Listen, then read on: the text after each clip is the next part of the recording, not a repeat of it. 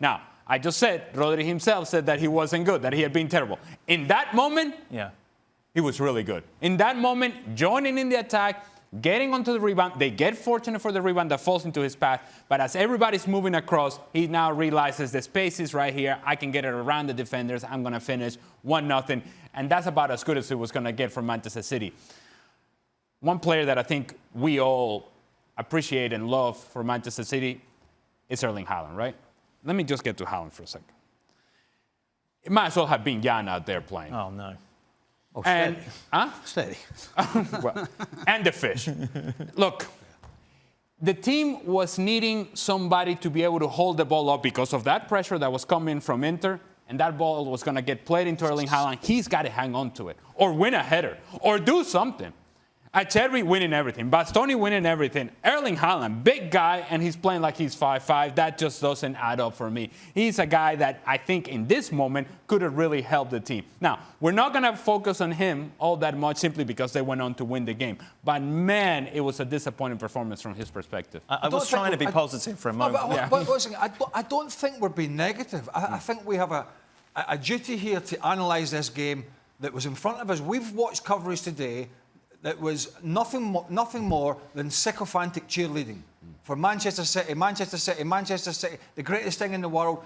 Even one comment, this is statues galore for the players outside. So I think we have a job to do here, not to get carried away with, what City have done this year has been magnificent. What they did today was not magnificent. There was a huge element of luck. They took out of their hands the control of the game that they've had for months and put it back in the hands of a side that really shouldn't be at the races with them. As good as Inter are in terms of the players they've got, City are a furlong ahead, right?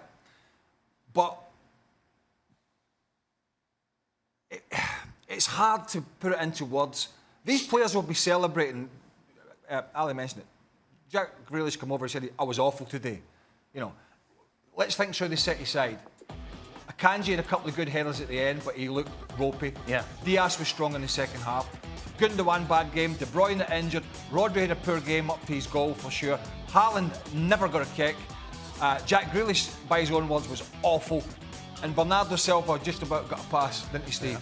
And that's kind of where we are. And that's the big surprise in this, is that City almost handed on a plate one of the big upsets in Champions League finals, because they were so far in front in terms of the bookies. They were going to, and even our minds, we looked at the scores and the graphics. I went for 3-0.